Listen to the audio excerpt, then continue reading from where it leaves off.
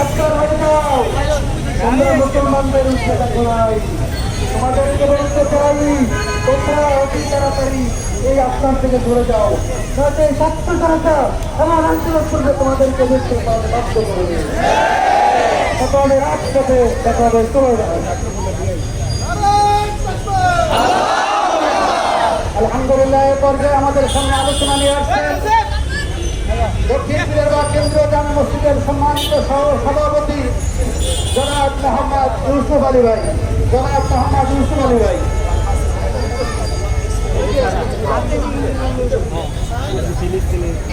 আউযু বিল্লাহি মিনাশ শাইতানির রাজীম। বিসমিল্লাহির রহমানির রহিম। আজকের উপস্থিত বিক্ষুব্ধ তৌহিদি মুসলমান, আমরা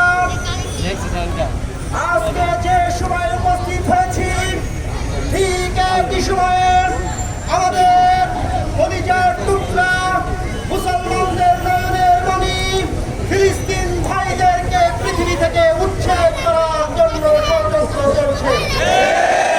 এই ইসরায়েলি বারবার বাহিনী আমেরিকার সহ সারা পৃথিবীর ইহুদি নাসারাদের পরিকল্পনার আলোকে এই পৃথিবী থেকে মুসলমানদেরকে নিশ্চিহ্ন করে দেওয়ার ষড়যন্ত্র করছে।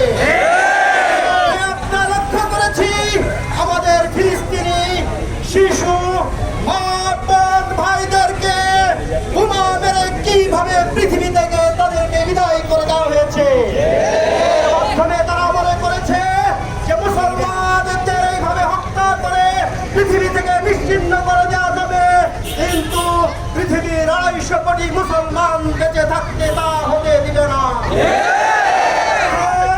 মুসলমান হিসেবে যেটা আমরা হুঁশিয়ারি উচ্চারণ করে বলতে চাই, বাংলাদেশের এই প্রান্ত থেকে এই ইহুদির দালালেরা, হে পুতিন, তোমরা দেখো শুধু ফিলিস্তিন নয়, বাংলাদেশের এই প্রান্ত থেকে কোটি মুসলমান ফিলিস্তিনিদের রক্ষার জন্য রাজপথে নেমে এসেছে।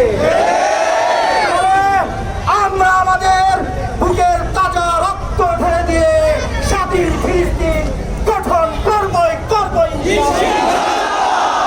তৌহিদি জনতা, আমাদের এই মুহূর্তে মুসলমানদের প্রয়োজন সকল ভেদাভেদ ভুলে গিয়ে সকল মুসলমানদেরকে ঐক্যবদ্ধ হওয়া। বিজ্ঞানে, অর্থনীতিতে, সামরিক দিক দিয়ে আমাদেরকে এমন শক্তিশালী অবস্থান তৈরি করতে হবে যাতে করে ফিলিস্তিনের এই ভাইদেরকে যেভাবে নিশ্চিহ্ন করে দিচ্ছে তার দুঃসাহস আর দেখাতে না পারে। সজাগ এবং সচেতন থাকতে হবে, আমরা যাতে আমাদের প্রিয় মাতৃভূমির স্বাধীনতা এবং সার্বভৌমত্ব নিয়ে কেউ যেন সিরিমিরি খেলতে না পারে। সেই সংগ্রামে উদাত্ত আহ্বান জানিয়ে আমার সংক্ষিপ্ত কথা এখানে শেষ করছি। আসসালামু আলাইকুম।